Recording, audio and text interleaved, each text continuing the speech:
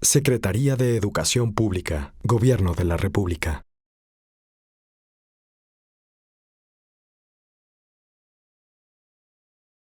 Economía 3.0, y qué duda cabe que el futuro de la economía y el futuro de la transformación de nuestro país está en buena medida en función de nuestra capacidad como sociedad para darle a nuestros jóvenes, a nuestros hijos, la educación que deseamos todos. Secretario, en los últimos años has encabezado un esfuerzo muy importante desde la Secretaría de Educación Pública en materia de reforma educativa, desde la reforma constitucional y con un impulso muy claro en la transformación de la educación básica en lo particular, pero en general en nuestro país. ¿Cómo dirías que va la reforma educativa? Y sobre todo, ¿cómo te gustaría a ti que dentro de un par de años, en 2018, se entregue el resultado de la reforma educativa? Muchas gracias, Alejandro, y muy buenos días a todos. Un gusto poder estar aquí. Agradezco mucho la invitación a Mariano, a Marco. Muchas gracias por permitirme estar aquí. Pero en primer lugar, Alejandro, yo diría que como además se ha dicho mucho, y en esto coincido plenamente, de todas las reformas estructurales, por muchos motivos la más importante es la reforma educativa. Nuestro sistema educativo, que a lo largo del siglo XX creció mucho, hoy somos uno de los 5 sistemas educativos más grandes del mundo, con 34 millones de alumnos, 2 millones de maestros, más de 260,000 edificios o inmuebles educativos, y hace que México sea uno de los 5 sistemas de educación pública más grande del mundo, pero a pesar de esos avances, con una calidad muy deficiente. Y eso es algo que teníamos que reconocer y que todos conocemos, medido bajo cualquier parámetro, ya sea las pruebas PISA de la OCDE, ya sea cualquier otra medición que tengamos nacional o internacional. La calidad de nuestra educación dejaba mucho que desear, y enfrentar de esa manera el siglo XXI iba a ser muy complicado. Un siglo en donde la información y el conocimiento se generan a una cantidad y una velocidad como nunca antes había sucedido, en donde el impacto tecnológico y esa propia distribución del conocimiento y de la información se da como nunca antes se había dado, y en donde se requiere empleos cada vez mejor capacitados, con una calidad en la formación. Enfrentar el siglo XXI con el sistema educativo que teníamos hacía muy complicado que México pudiera plantearse tener éxito en un mundo globalizado y en el del siglo XXI. Y por eso es que hicimos esta reforma educativa. Una reforma educativa que es centralmente en educación básica, también en educación media superior, que es donde tenemos la mayor urgencia para elevar los niveles que tenemos que tener en términos de desempeño educativo. Nuestro sistema educativo su organización era altamente corporativizada y clientelizada. Eso llevaba a vicios como la venta y la herencia de plazas, que las escuelas estuvieran en el abandono, no únicamente en la parte de infraestructura, sino también en la organización de cómo funcionan las escuelas. Eso hacía también que nuestra pedagogía estuviera muy atrasada y estuviera mucho más enfocada a la transmisión de conocimiento y a la memorización, en lugar de estar con un nuevo enfoque pedagógico en donde los niños aprendan a aprender. Y era también un sistema educativo muy desigual, que reproducía las desigualdades en lugar de romperlas, que es una de las principales virtudes que debe de tener un buen sistema educativo. Y en función de eso es que se ha estructurado esta reforma educativa, que busca en primer lugar recuperar la rectoría del Estado en materia educativa y transformar ese sistema corporativo y clientelar en uno sustentado en derechos y obligaciones claros, transparentes y sustentado en el mérito del desarrollo profesional de los maestros. Segundo, rescatar a las escuelas, no solo en la infraestructura, sino también teniéndolas en el centro del sistema educativo, como el centro generador de las políticas públicas que permiten tener el proceso pedagógico que sucede en las escuelas. Romper con la desigualdad y, por supuesto, como estamos ahorita en la discusión del modelo educativo, que es la esencia y la propuesta pedagógica de la reforma, que nos permita llegar a un modelo de avanzada en materia pedagógica y en la renovación de los materiales. Entonces, en esa ruta estamos. Me parece que es uno de los procesos de cambio más complejos que tiene nuestro país, por las implicaciones políticas que tiene y las resistencias, pero me parece que vamos avanzando bien, y la meta es que en el 2018 podamos dejar organizado este nuevo sistema educativo para que empiece a funcionar plenamente a partir de ese año, Alejandro. Creo que va a valer mucho la pena hablar un poquito del modelo educativo como tal, pero antes mencionaste algo que creo que es muy importante, que es el asunto político, el asunto institucional. Tú has tenido la experiencia desde la oficina de la presidencia primero, ahora en la Secretaría de Educación, de lidiar con algo que creo que es particularmente complejo, por supuesto para el ámbito educativo, pero yo diría que para muchos de los problemas que van a determinar nuestra viabilidad como comunidad política a mediano plazo. Cuando pensamos en el tema de seguridad, cuando pensamos en el tema de salud, cuando pensamos en el tema de educación, cuando pensamos en muchos de los grandes temas que van a definir la calidad de gobierno y de Estado que tenemos en México, la verdad es que al final del día depende de cómo opera la reforma a nivel federal y luego cómo la implementan los estados y muchas veces los municipios. ¿Qué dirías tú que es el aprendizaje que tienes hasta ahora, las claves de cómo debiéramos de repensar el sistema federal en México? ¿Funciona, no funciona? ¿Cuáles son los mejores instrumentos que tiene un gobierno federal para poder incidir en problemas que son, por supuesto, el educativo, pero como mencioné, muchos otros? Casi cualquier problema que importa en nuestro país pasa por el federalismo. ¿Qué has aprendido de eso? Mira, yo en materia educativa, como desde la descentralización del año 92, la división es que el gobierno federal da la política educativa, hace los grandes lineamientos de hacia dónde tiene que ir la educación, pero quienes prestan el servicio educativo, es decir, quienes administran las escuelas, son los gobiernos locales. Y ellos son quienes están en el contacto cotidiano con los padres de familia, con los maestros, con los alumnos, y eso implica una coordinación muy grande. Yo creo que hay algunos instrumentos, pero se tienen que buscar más. Nosotros algo que implementamos desde que llegamos a la Secretaría de Educación Pública fue regionalizar el país. Hicimos 5 regiones educativas y llevamos una relación muy cercana a partir de esas regiones con los gobernadores. Yo me reúno con ellos cada 3 meses por cada una de las regiones para dar seguimiento a cómo va la reforma educativa, cómo está aterrizando y qué es lo que tenemos que hacer juntos. Y esto es muestra de que se requieren esfuerzos de coordinación muy grandes. No la relación entre la federación y los gobiernos locales para que las cosas sucedan, para que puedan pasar, hoy requieren de un gran esfuerzo por parte de ambas partes de encontrar estos nuevos mecanismos de coordinación que nos permitan tener una misma agenda de entrada, que nos permitan tener prioridades, que nos permita darle seguimiento a cómo vamos avanzando en cada una de ellas.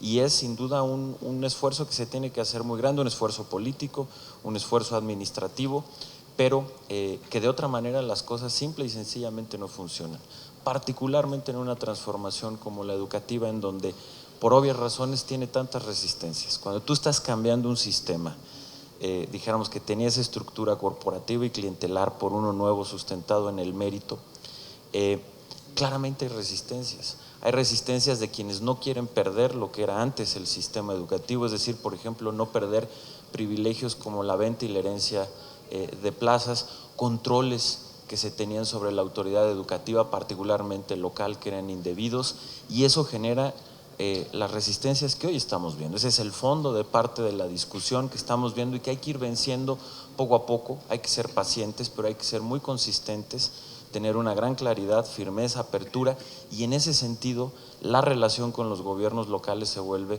fundamental para poder solucionar estos temas, y donde se encuentra una buena relación entre el gobierno local y el federal y hay una buena coordinación, de inmediato se dan resultados y los avances son mucho mayores que en algunas ocasiones donde no se tienen esos mismos niveles de coordinación. Hay un riesgo real en la implementación de la reforma que ya has mencionado, que tiene que ver con la radicalización y la polarización de algunos de los actores. Le dice Hillary Clinton a Donald Trump, y lo vamos a ver hoy en la noche otra vez, a ver si cumple su promesa, que a quien agrede, a quien violenta, a quien miente, hay que enfrentarlo con la verdad, con firmeza, con claridad. Y sin embargo, a veces eso encuentra respaldos en la sociedad, en el ámbito en el que estás tú, encuentra respaldo de parte de gobiernos estatales, encuentra respaldo de parte de algunos actores sociales, pero a veces se exige mayor polarización, se exige mayor firmeza y por otro lado se encuentran movimientos que exacerban la tensión, en algunos casos incluso la violencia. ¿Cómo enfrentar este entorno, particularmente en los próximos 2 años, en los cuales pues, una persona como tú y muchos otros actores van a estar muy atentos a la renovación del Poder Ejecutivo? Mira, es un proceso obviamente complejo, porque requiere primero, la esencia es tener una gran claridad en el planteamiento y en saber tener una gran claridad en cuál es la ruta, hacia dónde vamos, cómo va a ir avanzando la reforma, qué es lo que se tiene que pedir, por ejemplo, a los actores que tienen altas resistencias, como es el caso de la coordinadora, y en ese sentido mantener esa firmeza en lo esencial, que es por supuesto la reforma y cuáles son sus pasos para que vayan avanzando, y tener una gran coordinación, como lo decíamos hace un momento, con los gobiernos locales, y junto con ello tener también, y es un poco un equilibrio, la apertura que también se requiere para escuchar y para encontrar dentro de la línea que se está buscando para que la reforma sea exitosa, los puntos que pueda haber de encuentro, también escuchar a la otra parte, poder incorporar algunos temas que incluso pueden enriquecer la reforma educativa, y en ese proceso estamos. Es un proceso complejo que tuvo además de manera muy concreta una coyuntura muy complicada después de los hechos muy lamentables en Nochixtlán, que hizo que la tensión subiera de manera dramática, que se requirieran un conjunto de mesas para poder distender la situación y a partir de ello poder recuperar otra vez la línea y la ruta de claridad en la implementación de la reforma, teniendo también al mismo tiempo un espacio de diálogo. Cuando los niños regresaron a clases, fuimos muy claros en decir que no se podía continuar con el diálogo, y esto lo pongo como ejemplo, si no regresaban a clases. Esto finalmente ya sucedió en los 4 estados que de alguna manera tenían alguna especie de paro. Hay que decir que siempre estuvieron la mayoría de las escuelas funcionando, pero que los líderes de la coordinadora mantenían un paro y eso hacía que algunas escuelas estuvieran cerradas. Los primeros en regresar a clases fue el estado de Michoacán. Y como lo platicamos de inmediato, en cuanto todas las escuelas de Michoacán estuvieron abiertas, se abrió una mesa en Michoacán con el gobierno local, con presencia de nosotros, para empezar a resolver temas que se pueden resolver, temas de corte administrativo, por ejemplo, cómo hacer todo un proceso para regularizar maestros que derivado del desorden que durante muchos años hubo en estos estados, hoy tienen. Y a partir de eso ir creando mejores condiciones que nos permitan que la reforma avance, pero que también se atiendan algunas de las demandas que son también, pues me parece que claras y que no tienen ningún problema, son legales y adecuadas de estos grupos. Y así hemos venido avanzando en cada uno de los estados y nos está permitiendo ahorita empezar a construir una nueva ruta en donde por un lado hay diálogo, pero al mismo tiempo hay una gran claridad y firmeza de que la reforma tiene que avanzar y de que se va a implementar. Y pues el tema es ir generando esos equilibrios que se tienen que tener, pero la clave es tener una gran claridad en qué es lo que queremos lograr, las etapas y la estrategia para hacerlo. Y en este sentido, entender que siempre va a haber posiciones de un lado y del otro, pero que aquí el objetivo que nosotros tenemos que cumplir es que la reforma se cumpla, incluyendo en estos estados, y que así es como hay que hacer el camino, y creo que en ese sentido vamos por el camino correcto, Alejandro. Hay tareas administrativas de implementación de la reforma gigantescas, esto las sabes mucho mejor tú que cualquiera de nosotros, de implementación, de medición, de incorporación de ciertos incentivos, de implementación de distintas etapas de la reforma, de generación de indicadores, etcétera.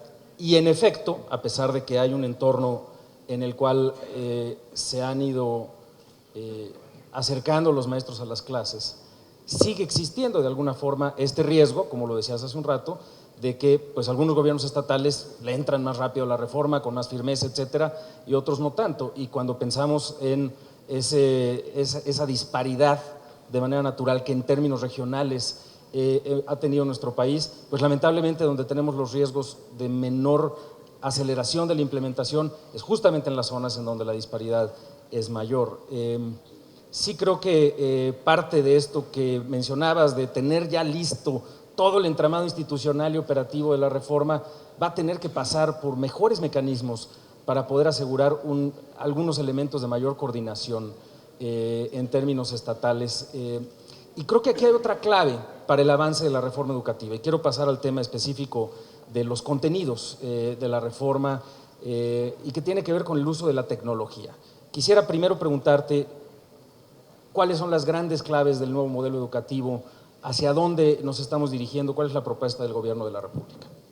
Sí, gracias, Alejandro. En primer lugar, son 3 cambios sustantivos. El primero es hacer este cambio de modelo de orientación pedagógica, en donde ya dejemos atrás un modelo que es del siglo XX, pero dijéramos muy de principios del siglo XX, en donde se veía la escuela como que la función que tenía era simplemente transmitir información y que los niños memorizaran.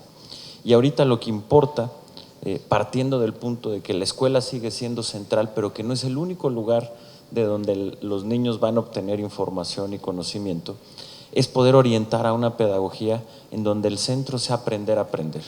¿Qué quiere decir esto? Que los niños y las niñas tengan la capacidad de discernir, tengan la capacidad de formular y generar hipótesis, tengan la capacidad de analizar y tengan las habilidades necesarias para seguir aprendiendo a lo largo de la vida. Y ese es un cambio en el enfoque pedagógico absolutamente central que tenemos que hacer y que está en la esencia de lo que se está proponiendo. Acompañado con ello es la concentración en lo que hoy se conocen como conocimientos o habilidades clave. ¿Qué quiere decir esto? Las que les van a servir para toda la vida a los niños y a las niñas. Hoy, por ejemplo, esto es algo que está muy a debate, pero según muchos especialistas, todavía ni siquiera sabemos los principales empleos que van a estar en los mercados de trabajo en los próximos 20 años. Y esto tiene que ver, obviamente, con la velocidad del cambio tecnológico. Entonces, al final del día, la esencia es que los niños, además de que tengan este enfoque y tengan la capacidad de análisis, de razonar y de aprender a aprender, pues que tengan los conocimientos y las habilidades que les van a servir para toda la vida. ¿Cuál? Primero, lenguaje y comunicación.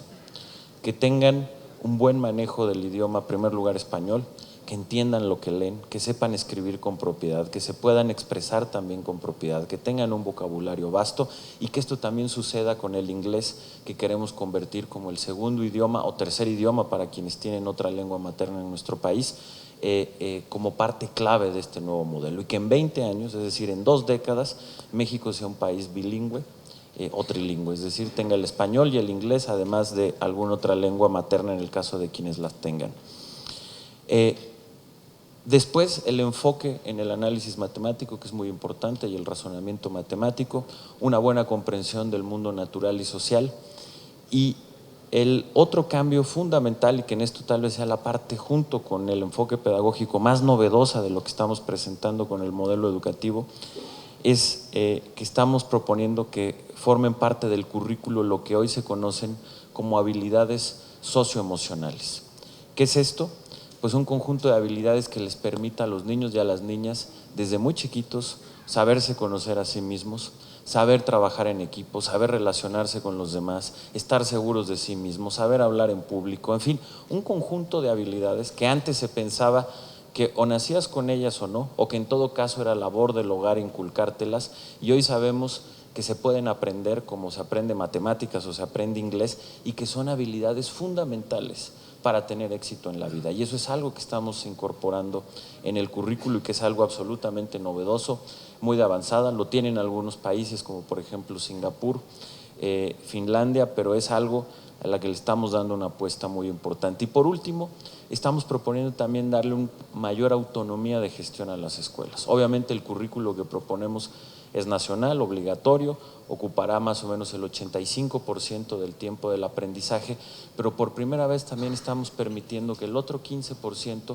lo determine cada escuela, en función de su realidad regional, en función de lo que ellos quieran orientar, es decir, que permitamos también que las escuelas como comunidades de aprendizaje les demos esa independencia en ciertos márgenes para que su capacidad de innovar también sea mucho mayor. Esos son los componentes centrales de ese cambio en la parte pedagógica de la reforma, Alejandro.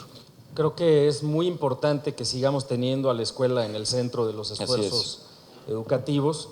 Sin embargo, muchas personas pueden decir, híjole, tan costoso, tan difícil, tan lento, tanta paciencia que requiere, tanta negociación, tanta oposición a una reforma centrada en este factor, cuando hoy día pareciera que el propio cambio tecnológico, la hiperconectividad, las tabletas, los celulares, lo que se avecina en términos de la conectividad de un montón de instrumentos con los cuales interactuamos todos los días, todas las personas, ya no es nada más de una cierta parte de la sociedad, parecieran prometer, ofrecer instrumentos de aprendizaje más centrados en las propias personas, mecanismos de inteligencia artificial que empiezan a darse cuenta de cómo un niño aprende, que empiezan a ofrecer cursos quizás más especializados para el aprendizaje, desde las cosas más sencillas como el vocabulario hasta matemáticas avanzadas e incluso algunas de estas habilidades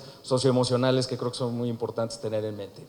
¿Qué promesa hay en eso? ¿Qué tanto debemos de enfocar la investigación en esa materia? Es muy importante, pero son complementarias. No hay nada que sustituya a la escuela al final del día. La escuela es el lugar en donde los alumnos se ven con los maestros, en donde sucede el proceso pedagógico y en donde sin duda todos los avances en las tecnologías de la información son importantes, se tienen que incorporar. Vamos a estar presentando próximamente la nueva estrategia digital para las escuelas como parte de la reforma educativa, pero no pensar que esto sustituya a la escuela o que esto puede sustituir a los maestros me parece que es un error. Yo creo que son temas que se complementan, que se tienen que incorporar, que las escuelas tienen que tener estos nuevos diseños, pero la escuela sigue siendo el centro del sistema educativo y donde sucede el proceso pedagógico y donde nada, particularmente en los niveles básicos, lo va a poder sustituir. Claramente, por ejemplo, todo lo que se puede estudiar en línea, conforme uno va avanzando y ya a nivel preparatoria, digamos, al nivel bachillerato o universidad, se puede volver mucho más importante y complementario, pero la primera educación que se da en el sistema básico tiene que suceder en la escuela, sí, con toda la ayuda y con todo lo que las innovaciones que tiene el proceso tecnológico, pero las escuelas y los maestros son absolutamente insustituibles y son clave para tener una educación y continuar con una educación de calidad. Secretario, muchísimas gracias. Mucho éxito en estos esfuerzos. Al contrario, muchas gracias, Alejandro. Gracias a todos. Muchas gracias.